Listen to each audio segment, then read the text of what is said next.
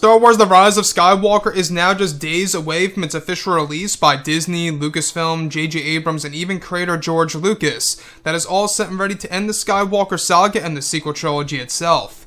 This is Mike Zero. Make sure to subscribe if you are new to the channel for future content.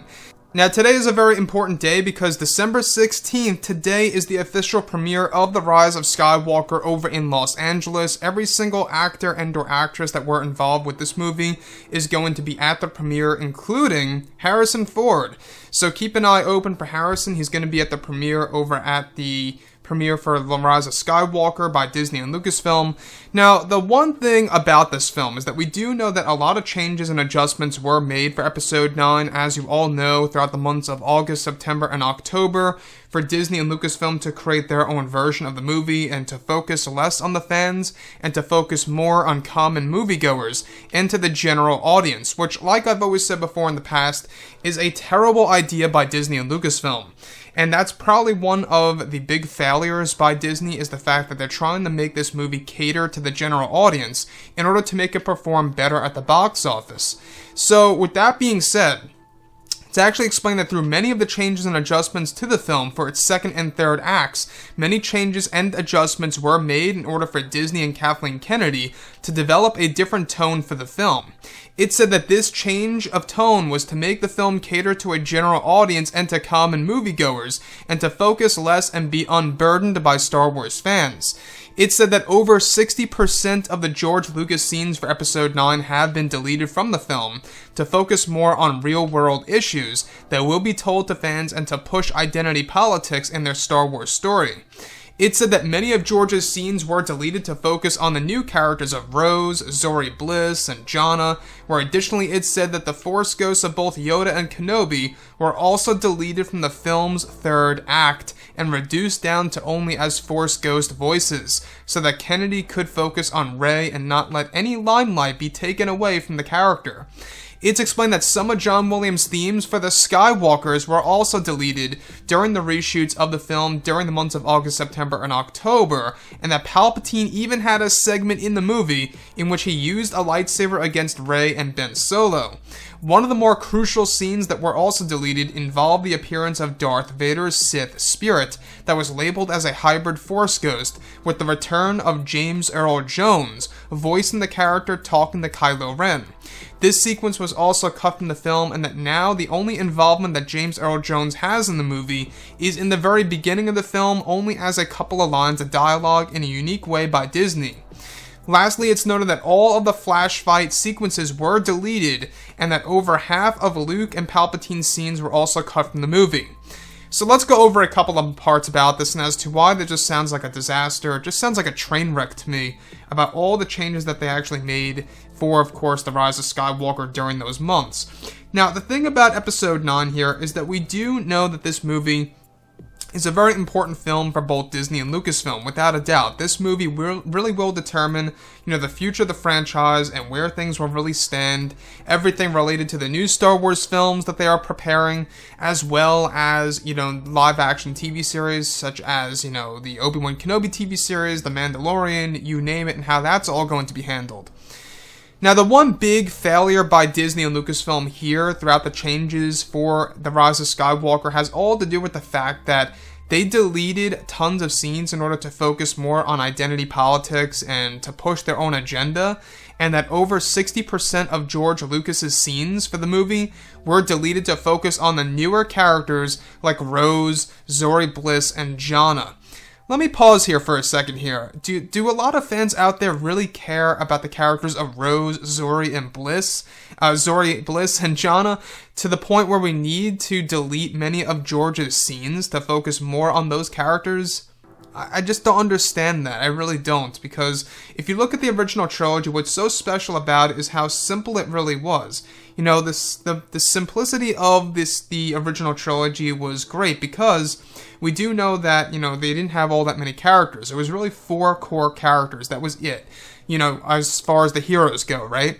You had Luke, Han, Leia, and Lando. Those were your 4 main heroic characters in the original trilogy. Never did we ever have, 3, 4, 5, 6 brand new characters entering the franchise, within its own trilogy. That's exactly what's happening here, and is exactly why they had to sacrifice many of George Lucas's scenes.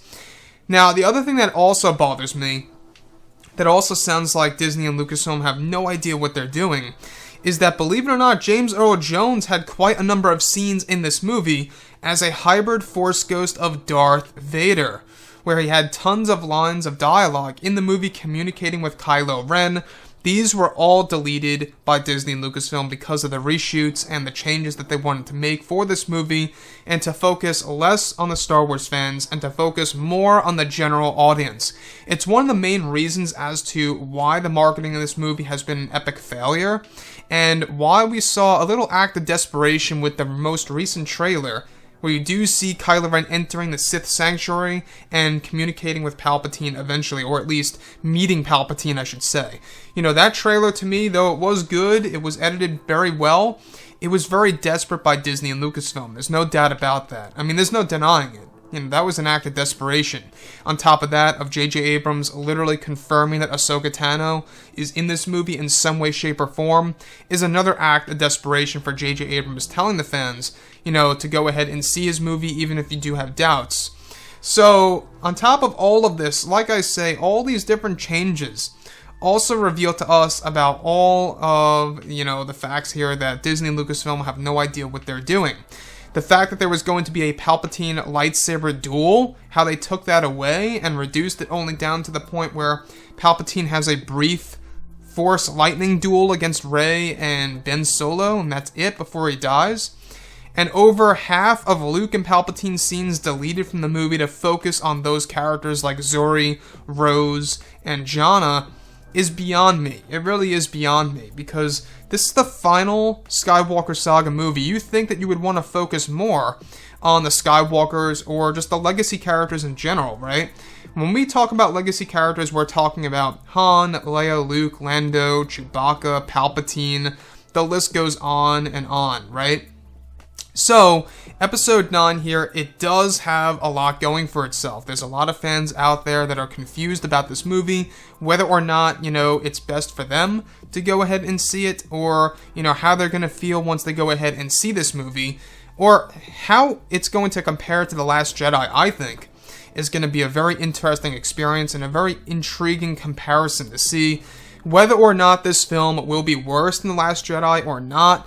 Really does depend on execution. It all depends on how everything is going to be put together by Disney and Lucasfilm, and so on and so forth. So, the other thing I do want to tap into here is that some of John Williams' themes were also deleted from the film that focused on the Skywalkers. Now, say what you will about John Williams, but he is the man. I mean, some people don't like his work. Very few people, I must add. There's not a lot of people out there. The majority love John Williams. John Williams is the man when it comes to Star Wars. He makes Star Wars come to life. And it's very sad to see that he will no longer be involved with future Star Wars projects. That's very sad. But again, he is up there in age. I'm sure he wants to focus on his life and, doing things with his own personal life and just, enjoying everything. So, John Williams, this is his last movie. But on top of all of this, the amount of work that he put into this thing, all the different tracks that he recorded throughout the summer of this year, a large amount of them were deleted from the final cut of Episode 9. Specifically, tracks, themes, if you will, that were dedicated to the Skywalkers, completely deleted from the movie because Disney and Lucasfilm wanted to focus more on characters like Finn, Poe, Jannah, Zori, Rose, all those different characters. I just don't understand it. I really don't. And I'm hoping that you guys may agree with me on this, but I say that if you're going to call the movie The Rise of Skywalker, it really should be centered on the Skywalkers. We're talking about Luke, Anakin, and of course, Leia. Now, of course, Leia's in the film, but she's actually said to be a minimal role in the movie. She's not really a large part of Episode 9. So anyways guys, drop a comment below, let me know what you think about all of this in the comments, and if you guys did enjoy the content for today, do make sure to drop a thumbs up on this video to support the channel. I thank you all so very much for the kind support, and I'll catch you guys next time.